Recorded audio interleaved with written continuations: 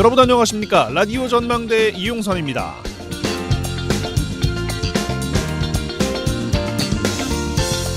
앞으로 스마트폰 구매하실 때 보조금을 어디에서 더 많이 주는지 확인 잘 하셔야겠습니다. 10년 만에 단통법이 폐지되는데 어디에서 단말기를 사느냐에 따라서 누구는 싸게 사고 누구는 비싸게 사는 일이 없게 하기 위해서 동일한 단말기 보조금을 받도록 하는 게 단통법입니다. 소비자들이 적극적인 지원을 받지 못하는 상황에서 단말기 가격은 오르고 있고 소비자 불만이 컸던 분야인데 이번에 규제를 풀게 됐습니다. 또 대형마트 의무 휴업일을 평일에도 지정할 수 있게 됐고요.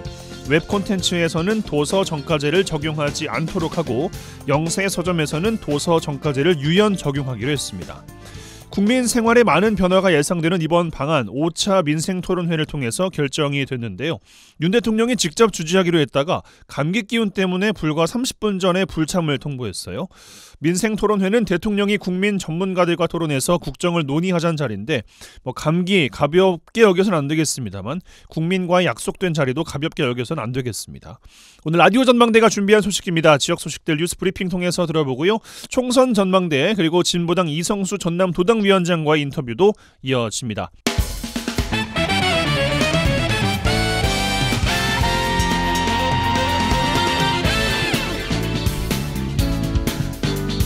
네, 또 새로운 한 주 월요일 마무리해 보겠습니다. 1월 22일 월요일입니다. 라디오 전망대 시작하죠. 먼저 우리 지역 뉴스 정리해 보겠습니다. 뉴스 브리핑 GBS 뉴스의 차범준 편집장과 함께합니다. 전화 연결돼 있어요. 안녕하십니까? 네, 안녕하세요. 네, 자 광양에서 시작하겠습니다. 최근 법원이 포스코 사내하청 노동자가 포스코 상대를 제기한 근로자 지위 확인 소송에서 또다시 노조에 대해 승소 판결을 내렸어요. 네, 지난주였습니다. 18일 서울중앙지법 민사합의 4부가 포트엘 등 8곳의 포스코 사내하청 노동자 250명이 제기한 5차 근로자 지위 확인 소송 선고 공판을 통해 포스코 내 10여 개의 공정 26가지 업무에서 일을 하고 있는 이들 노동자 전원이 불법 파견에 해당된다고 판시했습니다. 재판부는 이번 판결을 통해 제강공장과 원료 하역 작업, 스테인레스 가공 공장, 선제 공장 및 선제 후판 공장 등 모든 공정 절차상 해당 공정이 연속 공정에 해당하고 유무선이나 이메일을 통해 원청에 직접적인 작업 지시가 있었던 것으로 판단했습니다. 앞서 이들 포스코 사내하청 노동자 250여 명은 지난 2018년 7월 포스코 사내하청 노동자 5차 소송단을 통해 근로자 지위 확인 소송을 제기한 바 있습니다. 이번 판결에 따라 이들은 소송을 제기한 지 5년 6개월여 만에 1심에서 승소 판결을 받아냈습니다. 노조는 법원의 이번 판결이 광양과 포항제철소의 사실상 모든 사내하청 업무가 불법 파견에 해당된다는 점이 확인됐다고 주장하고 있습니다. 이번 판결은 하청노조의 8차 소송 중 5차 소송 판결인데 지금까지 포스코 사내하청 노동자 1,556명이 총 8차례에 나누어서 소송에 참여하고 있고 이들 8차례 소송 중 1, 2차 소송은 2022년 7월 28일 대법원에서 승소를 확정했고 3차에서 4차 소송은 고법까지 승소를 한 바 있습니다. 1심과 최종심을 더해 현재까지 법원 판결을 통해 불법 파견이 인정돼 이 포스코 정규직으로 전환되어야 한다는 판결을 받은 포스코의 사내하청 노동자는 총 536명으로 아직 700여 명의 노동자는 판결을 기다리고 있는 상황입니다. 예, 법원이 잇따라 하청 노동자의 불법 파견을 인정하고 정규직 전환에 대한 확정 판결을 내리고 있습니다만 노조 측은 포스코가 온전한 정규직 전환을 실시하지 않고 있다고 주장하고 있어요.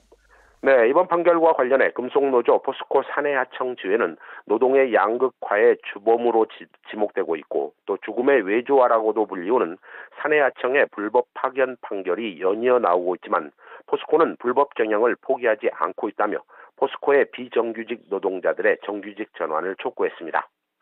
노조는 포스코 사내하청 노동자가 불법 파견에 해당된다는 대법원의 최종 판결이 나온 만큼 포스코는 더 이상 지루한 소송전에 나설 것이 아니라 사내하청 노동자들 모두를 정규직으로 전환해야 한다고 주장했습니다. 특히 노조는 포스코가 법원 판결에도 불구하고 오히려 소송에 참여한 노동자들에게 자녀 학자금과 포인트를 미지급하고 있다고 주장했습니다. 노조는 대법원 판결을 받은 사내하청 노동자들을 정규직으로 전환시키면서 기존 직무와 무관한 안전관리직을 맡기고 또 새로운 급여 제도를 일방적으로 도입해 임금에 차별을 주고 있다며 포스코가 불법 파견 소송 포기를 종용하기 위해 또 다른 불법 경영을 자행하고 있다고 주장했습니다. 이 8차 소송 중 이번에 5차 판결이 나왔고 아직 나머지 소송 판결이 3건이나 남은 상황인데도 이 포스코는 소송을 계속 이어가고 있는 상황인데 포스코가 나머지 소송 모두를 대법원까지 끌고 간다면 이 모든 재판이 언제쯤 끝이 날지 아직 예상하기도 힘든 상황입니다. 그러게요. 예. 포스코뿐 아니라 대기업을 상대로 노조가 진행하고 있는 근로자 지위 확인 소송이 서로 약속이라는 듯이 좀 지연되고 있다는 점에서 참 노동자분들은 좀 답답하실 것 같습니다. 자, 여수로 가겠습니다. 여수시가 2025년까지 2년간 여수 국가산단에서 배출되는 각종 오염물질에 의한 주변 지역의 오염 정도를 조사하고 환경 개선 대책 마련에 나서겠다면서 연구 용역을 착수했어요. 네, 여수시가 지난 15일 여수 상공회의소에서 여수 산단 주변 환경 오염 실태 조사 연구 용역 착수 보고회를 열고 관내 국가산단에 대한 오염 물질 조사에 착수했습니다. 이번 용역은 여수시가 사단법인 한국대기환경학회와 또 국가산업단지 주변 지역의 기초 현황 분석, 환경관리 사례 분석, 대기오염 및 악취와 물, 해양, 토양 등의 환경조사를 실시하고 효율적인 환경관리 방안을 마련하겠다는 방침입니다. 이번 오염조사 용역 착수 보고회에서는 영산강유역환경청과 전남도, 여수산단 민관협력 거버넌스위원회, 또 여수산단 90개 사업장, 여수산단 공장장 협의회 등 실효성 있는 환경 오염 실태 조사 방안에 대한 논의를 진행했습니다.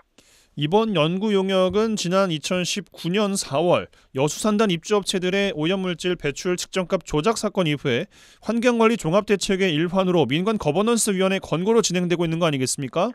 네, 여수시의 이번 용역은 진행자님 말씀대로 여수산단 입주 기업의 오염물질 배출값 조작 사건 이후 환경관리 종합대책의 일환으로 민관 거버넌스위원회와 지역 주민들의 제안으로 진행되고 있습니다. 지난해 12월 14일부터 오는 2025년 12월 13일까지 총 24개월 동안 진행되는 용역은 전체 용역비가 26억 원으로 산단 주변 기업들이 배출량이나 매출액 등으로 균등 분담으로 진행되고 있고 행정지원 진행기관으로는 전남 녹색환경지원센터가 지정된 상태입니다. 여수시는 여수산단 조성 이후 환경이나 주민 건강 피해에 따른 환경관리 개선 요구가 지속돼 왔고 이번 용역은 친환경 산단으로의 전환에 큰 동력이 될 것이고 체계적인 환경 개선 대책이 수립될 수 있도록 용역 추진에 만전을 기하겠다는 입장입니다. 알겠습니다. 순천에서 마무리하죠. 얼마 전 이 시간에 순천시 조례동에 소재한 순천 강남여고가 시 외곽 지역인 신대지구로 학교 이전을 추진하면서 조례동 주민과 지역 정치권에서 반발하고 있다는 소식 전해드린 바가 있습니다. 최근 순천 신대지구 주민단체들이 학교의 신대지구 이전을 환영한다는 입장을 내면서 주민들 간의 신경전이 펼쳐지고 있어요. 네, 순천시 조례동에 소재한 순천 강남여고가 학교를 신대지역으로 이전하겠다는 움직임을 보이면서 학교 주변 지역 주민들과 지역 정치권에서 반대 입장을 천명하고 나선 가운데 최근 순천 신대지구 일부 주민단체들이 학교 이전을 환영한다는 입장을 냈습니다. 순천시 해룡면 신대지구 시민사회단체인 신대운영회와 신대발전위원회는 최근 강남여고의 순천 선월지구 이설을 적극 환영한다는 입장을 냈습니다. 학교의 신도심 이전이 추진되자 학교 주변 지역 주민들과 일부 정치권에서 학교 이전보다는 학교의 존치나 남녀공학 추진을 강하게 주장하고 있는 상황에서 학교 이전 예정 지역 주민들이 학교 이전에 대한 환영 입장이 나오자 양 지역 주민들 간의 갈등 양상으로 예고되고 있습니다. 신도심 지역 주민들 입장에서는 지역에 학교가 생기면은 교육 여건이 좋아진다. 그래서 환영할 만한 일이라고 하겠습니다만 반대로 학교가 빠져나가는 지역민들 입장에서는 정반대의 상황이죠. 교육 당국은 일단 학교 당장 이전은 불가능하다 이런 입장을 보이고 있어요. 네, 신대지역 주민단체들은 현재 해룡면에는 6개의 중학교가 있고 해마다 1000여 명가량의 학생이 졸업을 하는데 신대지역에는 현재 고등학교가 복성고가 유일하다며 아이들의 장거리 통학으로 인한 학습권이 침해되고 있다며 강남여고의 학교 이전이 필요하다는 입장입니다. 신대지역 일부 주민들의 환영 입장 표명에도 불구하고 현재 인근 주민들의 반발이 학교 이전에 열쇠를 주고 있는 교육당국 역시 이전 타당성 조사와 지역 주민들의 설문조사 결과가 나와야 협의가 가능하다는 신중론을 보이고 있습니다. 특히 김대중 전남도교육감 역시 전남도교육청 행정사무감사를 통해 현 시점의 학교 이전은 바람직하지 않다는 입장을 밝힌 바 있어 당분간은 지역 주민들 간의 신경전과 입실험이 이어질 것으로 보입니다. 예, 알겠습니다. 뉴스브리핑 GBS 뉴스의 차범준 편집장과 함께했어요. 고맙습니다. 네, 고맙습니다.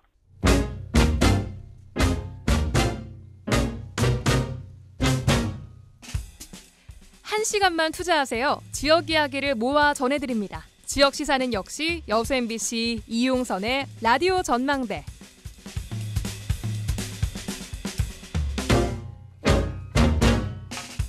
네, 4월 총선 전망해보는 총선 전망대 시간입니다. 이번 주도 조선대학교 정치외교학과 공진성 교수와 함께합니다. 전화 연결돼 있어요. 나와 계시죠, 교수님? 예, 안녕하십니까? 예. 자, 총선 앞두고 각 당의 정책 경쟁이 본격화됐습니다. 공약 이야기 먼저 좀 오늘 해보죠. 지난주에는 국민의힘 총선 1호 공약, 또 더불어민주당 4호 공약이 저출생 관련 정책으로 겹쳤습니다. 어떻게 좀 보셨습니까? 예, 일단 양 당이 정책을 경쟁하는 모습은 뭐 보기 나쁘지 않고요. 예. 그리고 이제 공통적으로 저출생 문제, 저출산 문제를 중요한 국가적 과제로 인식하고 있다는 점에서도 반가운 뉴스라고 생각은 합니다. 그러나 이제 양 당의 접근에 약간 이제 뭐 뉘앙스 차이는 느껴졌는데 대표적으로 이제 여당은 일하는 사람들이 이제 휴가를 어느 정도 이제 보장할 것이냐 측면에서 좀 더 강조점이 드러났고 네. 야당의 경우는 재정 지원을 좀 더 강화하는 측면에서 접근을 하고 있었습니다. 그런데 이제 저는 이제 이 문제를 양 당이 공통적으로 경제적인 문제로 보고 있는 것 같습니다. 그러니까 이제 저출생 저출산이 문제가 된다고 하는 인식 자체가 우리나라의 이제 경제적인 잠재력과 관련해서 위기로 느끼는 거죠. 그러니까 인구가 줄어들고 있다, 또는 뭐 연금을 계속 납부할 사람들이 없다, 뭐 이런 측면에서 보는 거죠. 노동력이 부족해지고 또 소비력이 그만큼 줄어들고. 예. 그러니까 이제 물론 경제적인 문제인 것은 맞는데 그러다 보니까 해법 역시 이제 경제적 측면에서 인센티브를 제공하거나 아하. 어떤 장애 요소를 제거해주면 해결될 거라고 약간은 제가 보기에는 피상적으로 접근하고 있는 느낌이 드는 거죠.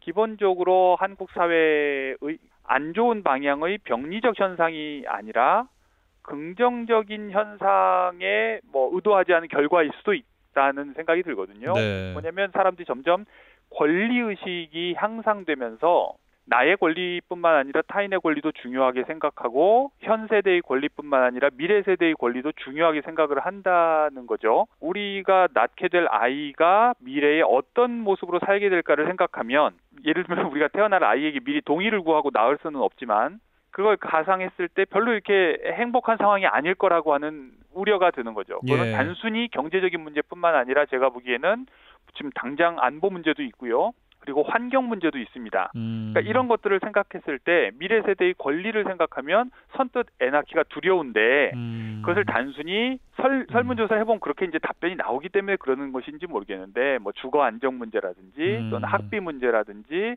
약간 이제 그런 식으로 경제적 인센티브를 주면 출산에도 동의하고 더 나아가서 둘, 셋 이상 낳을 거라고 보는 시각이 일종의 이제 대증요법이 아닌가. 네. 그러니까 증상에 대해서 우리가 이제 병원에 가면 어디가 아픈데 그냥 단지 증상만을 해결하려고 약을 투입하면 쉽게 안 낫잖아요. 네. 근데 이제 근본적으로 몸에 체질상 변화가 있는데 그렇게 접근하면 곤란한데 알겠습니다. 지금 당장 급하니까 정책 대안을 제시하는 것은 나쁘지 않지만 좀 깊은 고민이 좀 필요해 보인다. 이렇게 알겠습니다. 말씀드리고 싶습니다. 뭐 관련 시민 인터뷰도 보니까 뭐 낳을 계획이 있는 사람에게는 뭐 좋은 정책인 것 같아요. 그런데 잘 모르겠습니다. 뭐 이런 시민 인터뷰가 또 기억이 나네요. 예. 개혁신당으로 가보면요, 노인 교통복지 정책을 내놨는데 대한노인회에서 장난 아니게 반발이 나오고 있습니다. 뭐 미래 세대에 가중되는 부담, 노인 복지와의 균형감 이 측면에서 보면은 어떻게 좀 분석하십니까? 당장 그 노인회가 반응을 보인 때 사용한 표현에서도 좀 드러나지만 저는 이제 이게 약간 그 보수 세력의 분화와도 연결이 돼 있다는 생각이 듭니다. 예. 그러니까 뭐냐면 우리 사회의 보수 집단이 가족주의적이고 전통적이고 좀 집단주의적인 보수 세력이 한편에 있고 지금 이준석 대표가 이끌고 있는 개혁신당은 상대적으로 개인주의적이고 리버럴한 보수 세력들이죠. 예. 그러니까 이 사안을 개혁신당은 시민들의 권리와 이익의 또는 어떤 부담에 이제 형평성 있는 분배 차원에서 접근을 하려고 하는데 거기에 대해서 당장 폐륜이니 뭐 이런 식으로 접근을 하는 거죠. 예. 그러니까 이게 결국 이제 보수의 분화를 상징적으로 보여준다고 저는 생각을 합니다. 그러니까 스펙트럼의 그냥 분화를 말씀하시는 거죠? 예. 그러니까 전통적으로 우리가 이제 보수 정당을 지지하시는 분들이 전통적 세계관을 가지고 있죠. 가족주의적이고. 네네. 그러니까 그 시각에서 보면 이것은 노인에 대한 도발이나 뭔가 버리장머리 없는 행동으로 보지만 사실 개인의 관점에서 보면 복지가 유지되기 위해서도 부담이 어느 정도 공평하게 분배되어야 된다고 보는 시각이 있는 거죠. 그러나 어쨌든 이것은 논의되어야 될 얘기이고 이것을 어떻게 이제 다루는지가 그 정당의 정책 역량을 드러내 보여주는 거라고도 할 수 있겠고요. 더 나아가서 지금 제3지대 연합이 계속 논의되고 있는데 예. 이낙연 전 대표로 대표되는 이제 새로 어떤 이제 신당 흐름하고 비교했을 때 과연 이런 시각 차이를 좁힐 수 있을까? 즉 문제를 접근하는 시각 차이 그리고 다루는 방식과 관련해서 그리고 각자가 염두에 두고 있는 이제 유권자 층이 있을 텐데 제3 세력의 연합하고도 연결되는 사안이라고 생각을 합니다. 그래서 그런지 뭐 서로 간의 그 연합의 시기가 누구는 조금 더 지나가 분수령이 될 것 같다. 이미 뭐 분수령을 넘었다라고 이제 이야기를 서로 하고 있는 것 같은데. 아무튼 그렇습니다. 여당 이슈로 좀 넘어가 보겠습니다. 하나씩 좀 정리해 보면 국민의힘이 공천 룰을 빠르게 확정지었습니다. 당내 특히 영남 다선 의원들의 반발이 이어지고 있는데 공천 상황 어떻게 좀 보십니까? 공천 룰과 관련해서도 약간 이제 허들이 있는데 더 나아가서 이제 뭐 여기저기서 이제 보도가 나온 바 있듯이 용산 대통령실과 한동훈 비대위원장 간의 갈등 뭐 사퇴를 요구했어요, 정책실장이. 예, 그런 뭐 긴장이 드러나고 있죠. 이제 이런 것과 다 이제 결부가 되어 있어서요. 예. 국민의힘이 이제 제시한 공천 룰에 따르면 이제 뭐 당무감사, 여론조사, 뭐 당에 대한 기여도, 면접 이런 것들을 이제 평가를 해서 이제 하위 10%는 아예 그냥 뭐 컷오프를 시켜버리고 하위 10에서 30%까지는 이제 감점을 이제 20% 정도 하겠다.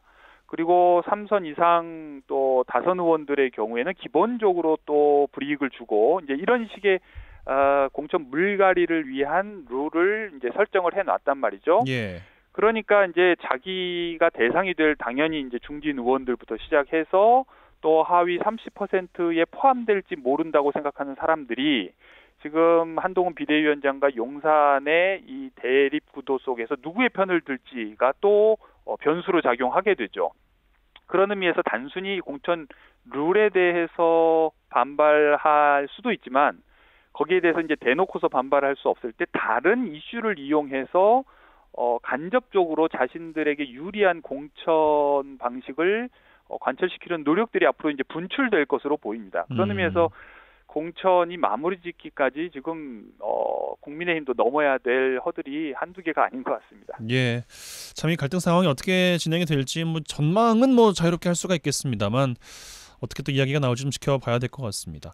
이슈 하나 더 짚어보면요. 그 거부권에 대한 이야기가 최근에 좀 많이 나오고 있는데 특히나 이른바 이태원 특별법에 대한 대통령 거부권이 행사가 될 것으로 일단 전망하고 있습니다만 계속되는 거부권 때문에 좀 부담을 느끼는 것도 같거든요. 어떤 논평 주시겠습니까?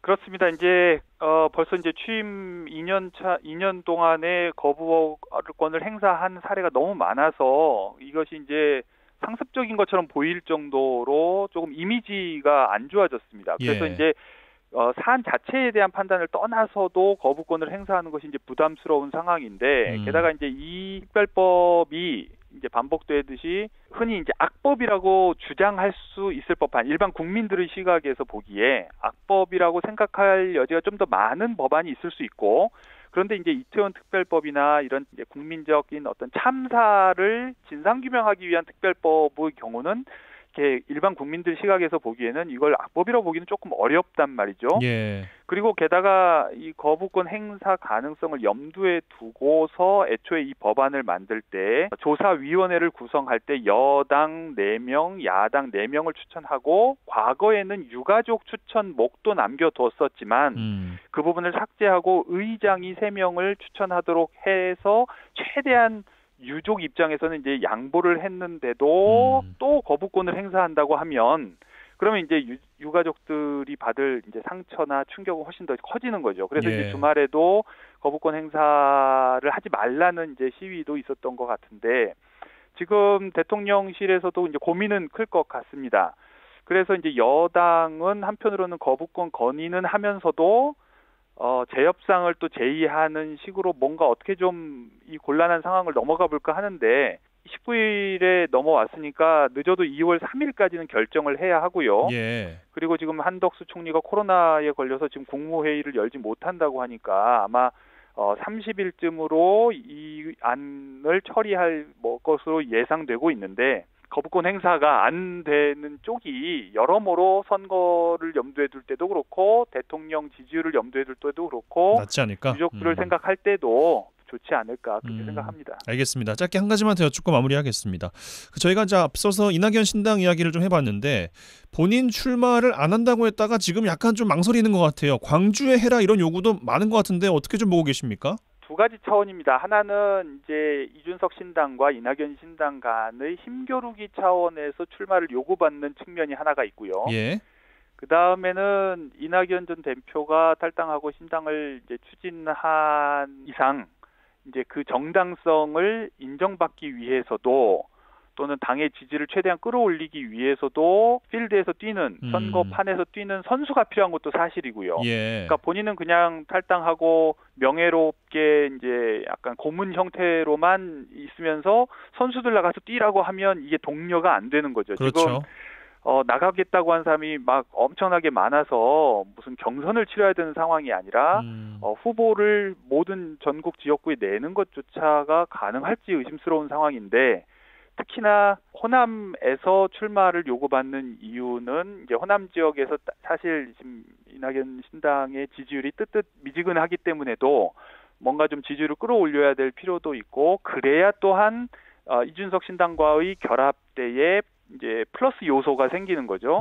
그런 의미에서 이제 곤란한 상황에 처해 있는 것은 분명히 사실인 것 같고 예. 그런데 이제 이낙연 전 대표가 불출마를 진작에 이제 선언을 했고 또 본인은 마치 사심이 없는 것의 이제 상징적 표현으로서 불출마를 얘기해버렸기 때문에 지금 약간 좀 곤란한 상황인 것은 사실입니다. 그러나 이제 또 만만한 선거구가 한 군데도 없어서도 어떤 선택을 내리게 될지 지금으로서는 알 수 없지만 아무튼 쉬운 평탄한 길은 아닌 것 같습니다. 예, 이 역시도 빅텐트가 어떻게 펼쳐지느냐에 따라서 달려있다는 말씀이신 것 같습니다. 자, 이 정도로 마무리해보죠. 총선 전망대 조성대학교 정치외교학과 공진성 교수와 함께했습니다. 고맙습니다. 예, 감사합니다.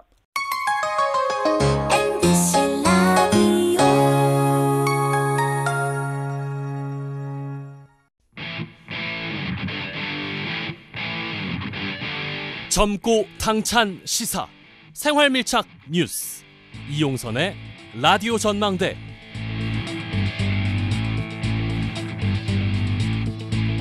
예, 22대 총선이 80일도 채 남지 않았습니다. 총선 시기가 정말 빠르게 흘러가고 있는데 이번 주부터 각 정당의 총선 이슈들을 각 당의 전남 도당 위원장분들과 한 분씩 이야기해볼까 합니다. 첫 시간으로 진보당 연결되어 있습니다. 이성수 진보당 전남 도당 위원장 전화 연결되어 있어요.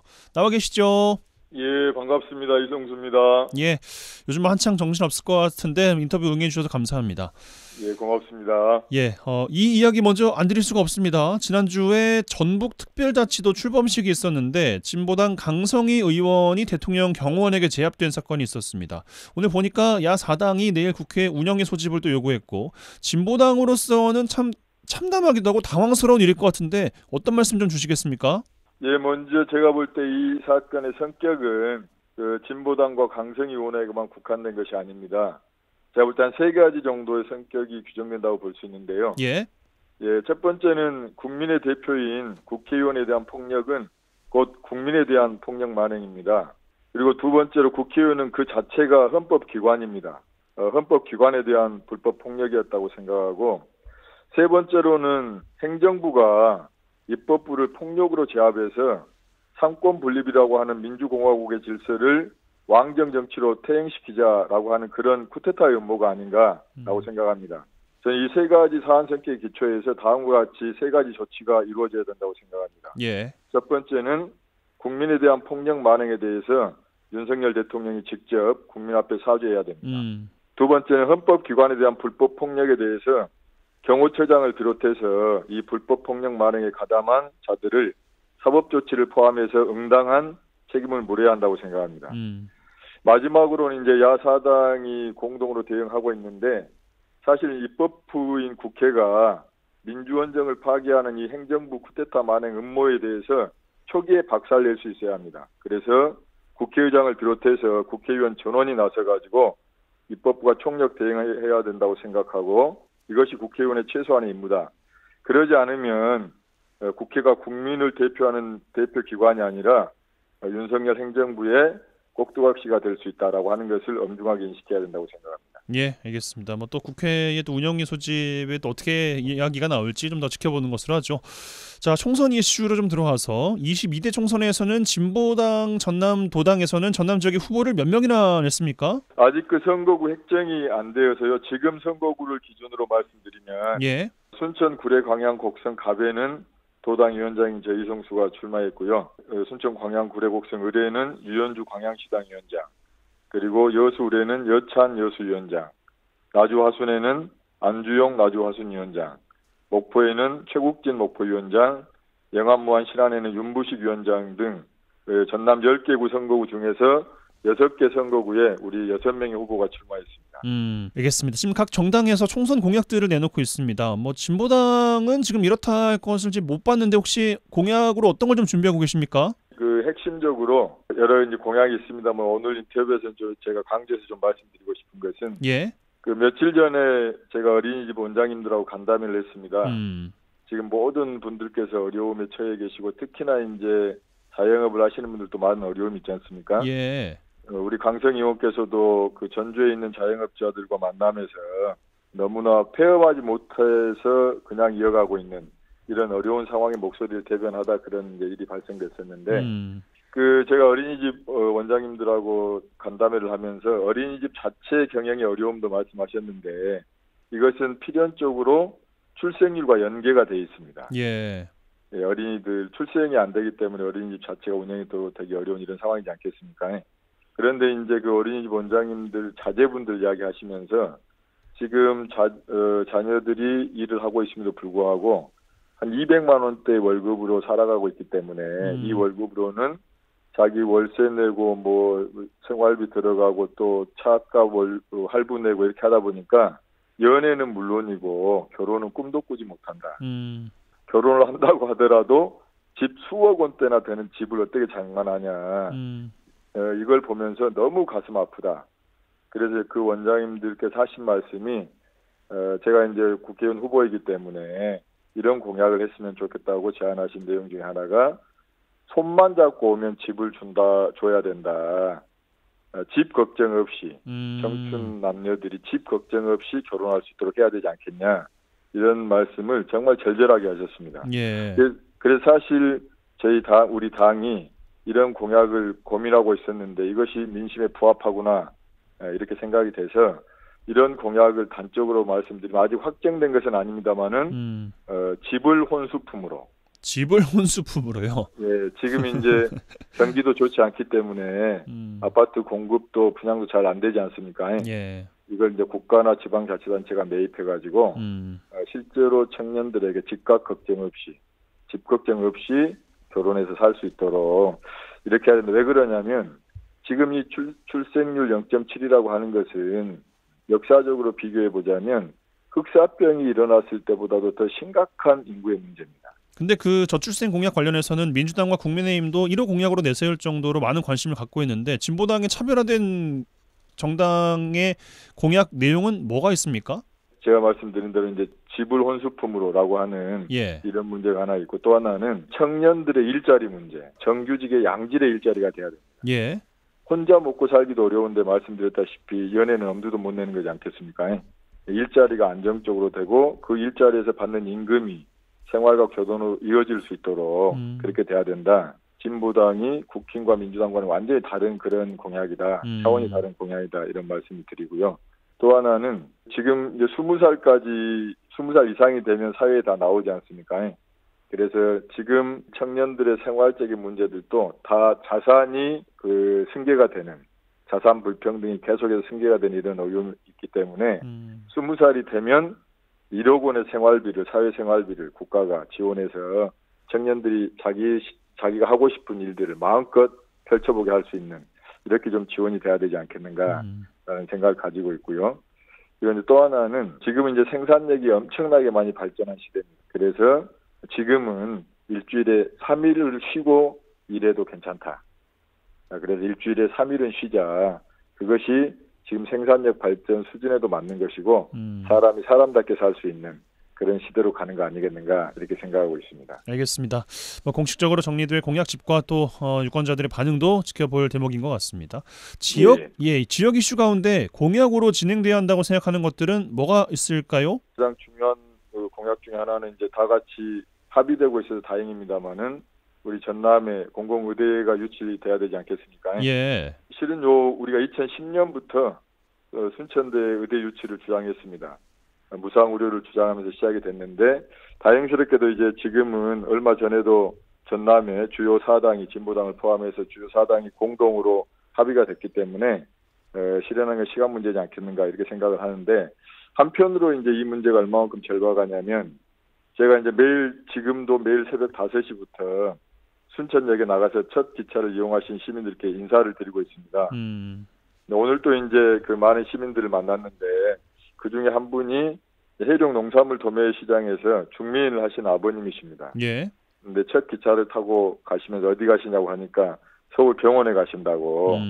근데 이 첫 차를 타시는 시민들께서 서울에 있는 대형 병원에 가신 분들이 많으시거든요. 근데 이 아버님도 작년 10월에 위암 수술을 했는데 앞으로 이제 완치 판정을 받기까지 5년이 걸리는데, 이 5년 동안 매우 주기적으로 서울을 다녀야 된다. 그러면 하루 종일 새벽부터 나와가지고 이 병원 갔다 오면 거의 집에 오면 저녁이 되는데, 시간도 그렇고 들어가는 돈도 그렇고 이게 좀 너무 문제가 많은 것 같다. 자기가 아파 보니까 우리 지역에도 이런 좀 양질의 의료 인력과 의료 서비스를 잘 받을 수 있는 그런 제대로 된 좀 종합병원들이 등장해야 되지 않냐, 그런 의료 시스템과 의료 서비스가 확보돼야 되지 않겠는가, 이런 말씀하셨습니다. 그래서 공공의대 유치가 양질의 의료 인력뿐만 아니라 양질의 의료 서비스를 받을 수 있는 의료 시설의 제반 확보, 이런 것이 함께 돼야 되겠다라고 생각하고 있습니다. 예, 요 대목 관련해서 노관규 순천시장께서 어떤 말씀을 하셨냐면, 왜 여쭤보냐면 전남 도당 위원장이시니까 진보당에 그 동서 갈등을 총선 예비 후보들이 정략적으로 이용하고 있다라는 비판의 목소리를 최근에 내셨어요. 예. 아무래도 이 목포와 또 순천이 또 경쟁적으로 보이는 측면도 있다 보니까 이런 말씀하신 게 아닌가 싶은데, 어떤 말씀 주시겠습니까? 노 시장께서 무슨 목포대 유치, 순천 유치 이런 이야기를 하신 건가요? 예. 동서 갈등, 아무래도 이게 또 서부권과 동부권이 같이 또 유치 경쟁에 또 뛰어들었다 보니까 이게 또 어떻게 좀 정치인들이 풀어갈지에 대한 기대보다는 우려를 좀 하고 계신 것 같아요. 저는 이제 그런 발상은 매우 바람직하지 못하다, 이렇게 생각이 되고요. 그래서 이제 저희가 생각하는 것은, 우선 지금 합의가 될 때 전남 전역의 정치 역량이 모두 힘을 합쳐가지고 어찌됐건 전남권의 공공의대 유치가 돼야 된다라고 하는 그 문구 하나라도 제대로 내야 된다. 그렇게 돼야 되고, 그리고 이제 이후에 현실적인 문제 관련해서는 전남과 같이 지역적으로, 지리적으로 이렇게 동서 구분이 확연한 이런 데는 꼭 한 군데만 있을 필요는 없지 않습니까? 예. 목포대도 유치하고 순천대도 유치하고 이렇게 힘을 합쳐가지고 가장 좋죠, 그 그림이. 그렇죠. 그런 방향으로 나가는 것, 늦게 되지만 더 좋게 되게 할 수 있는 이런 방향으로 힘을 쏟아야지, 동서 갈등 이런 관점에서 보는 것은 바람직스럽지 못하고, 또 우리가 정치적 힘을 제가 말씀드린 그런 방향으로 쏟아야 된다고 생각합니다. 알겠습니다. 최근에 또 진보당에서 그 민주당 이낙연 신당에 대해서 비판을 하면서 야권 연합에 대해서 강조를 했어요. 사실 뭐 지역 특성상 보수세는 약하다 보니까 보수에 맞서는 연합은 있었나 싶거든요. 어떤 말씀 주고 싶으십니까?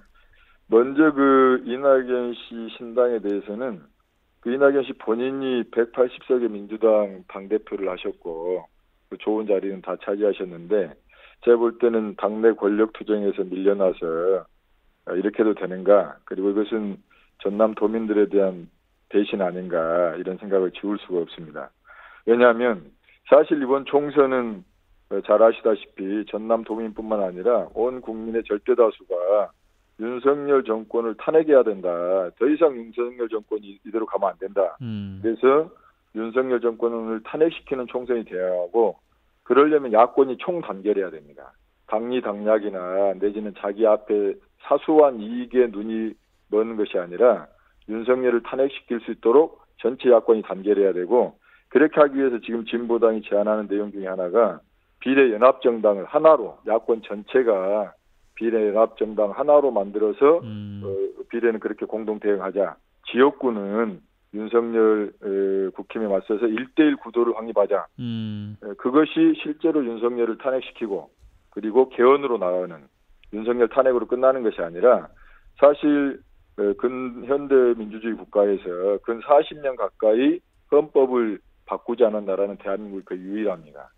그렇기 때문에 법과 제도가 국민의 삶을 보살펴야 되는데 오히려 법과 제도가 국민의 삶을 괴롭히게 만드는 이런 상황이 되고 있어서 개헌으로 가기 위해서도 200석이 필요하다. 그러려면 야권이 전체 단결해야 되는데 이낙연 씨의 저런 신당 행보는 여기에 정면으로 반대하고 있는 매우 나쁜 정치다. 라는 걸 말씀드리고. 알겠습니다. 예. 비례연합정당 말씀하셨고 지역구는 1대1 구도 말씀하셨는데 제가 드렸던 질문이 보수세가 아무래도 지역은 약하다 보니까 1대1 구도가 어떤 의미가 있는지 어떤 그림인지 잘 와닿지 않거든요. 그래서 저는 지역에서는 보수세가 거의 없기 때문에 국힘이 될 가능성이 제로입니다. 지역은 예외입니까 그러면? 아니 그래서 이제 말씀드리면 저는 이제 전남 도민들께 말씀드리고 싶은 것은 민주당이 호남에서는 욕심을 버려야 한다. 그래야 수도권을 포함한 전체에서 야권 총단결에 힘이 실린다. 그리고 특히 이제 우리 전남 같은 경우는 실제 이제 이 탄핵과 개헌을 앞장서 이끌어갈 수 있는 그런 세력으로서의 진보당이 자기 역할을 해왔기 때문에 국힘이 될 가능성이 제로니까 걱정하지 마시고 진보당을 지지해 주십사 이런 말씀 드리겠습니다. 알겠습니다. 마지막 질문 드리고 마무리해야 될 것 같습니다. 진보당의 뭐 색깔상 강성 이미지가 있는 것도 사실인 것 같거든요. 어떤 말씀 좀 주고 싶으십니까? 벌써 이제 해수로 3년째가 됐습니다만은 저희들이 현수막 정치를 많이 했지 않습니까? 바다야 미안해, 덩실덩실 함께 춤추는 세상, 뭐 영업사원 1호 월급은 일본에서 받아라 이런 현수막 정치를 보면서 시민들께서 정치가 이렇게 웃음과 시원함을 줄 수도 있구나. 진보당이 정말 잘한다. 이런 말씀 많이 해주시고 또 저희가 이제 동네마다 쓰레기 줍기를 거의 매일이다시피 하고 있습니다. 그리고 현수막 퍼레이드도 거의 주말마다 이렇게 각 지역에서 하고 있어서 새로운 정치의 모습을 웃음을 보여드리는 행복을 드리는 그런 정당으로 새롭게 태어나고 있다 말씀드리고 또 저희들이 여러 가지 봉사활동들도 많이 하고 있습니다.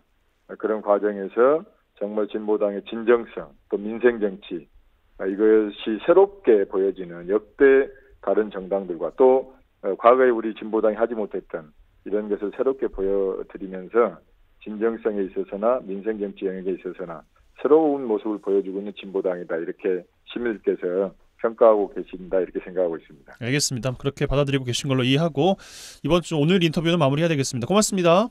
예, 고맙습니다. 네, 지금까지 진보당 전남도당 이성수 위원장과 말씀 나눴습니다.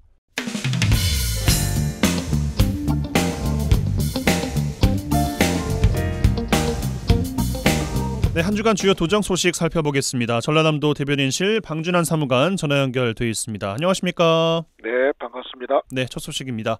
전남도가 정부의 긴축 재정 여건 속에서도 주요 도로 건설에 필요한 예산을 확보해서 올해도 차질 없이 추진돼요.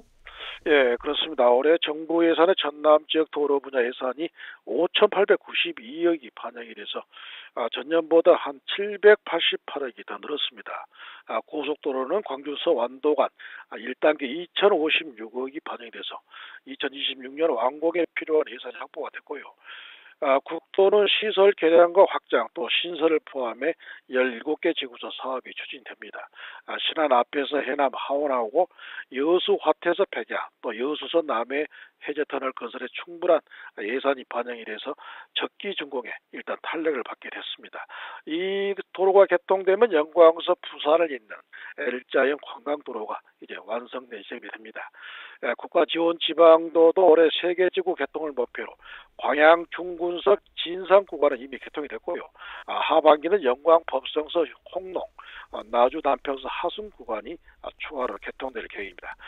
전남도는 앞으로 광주 영암 초고속도로와 광주 고흥 고속도로, 신안 장산서 신의 연도교, 또 완도에서 고흥 연도교 등 쉬운 3개 지구의 신규 사업을 발굴해 국가 계획에 반영해 나갈 근육이라고 했습니다. 예. 또 광주 전남 공동 혁신 도시의 에너지 산업 융복합 단지 활성화를 위한 특별법이 국회를 통과해서 제도적 근거가 마련이 됐어요.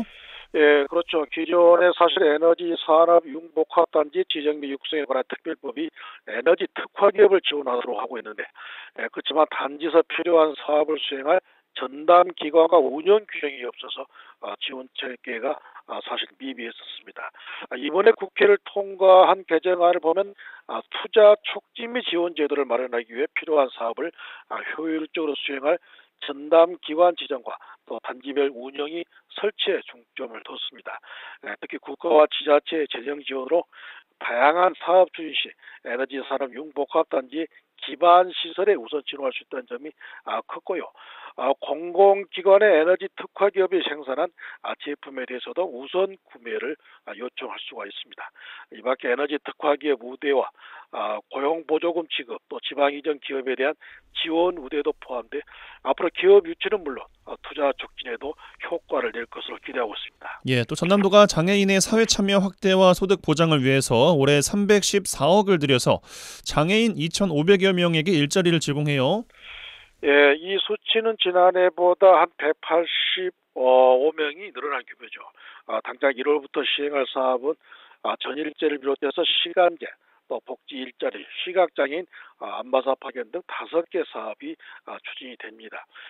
근무 시간은 주 14시간에서 많게는 40시간 정도, 급여는 55만 원에서 206만 원이 주어지는데, 이들은 행정복지센터나 또 장애인 복지시설에서 근무하면서 장애인 업무 보조부터 환경장리나 장애인 주차구역 개도 일을 맡게 됩니다.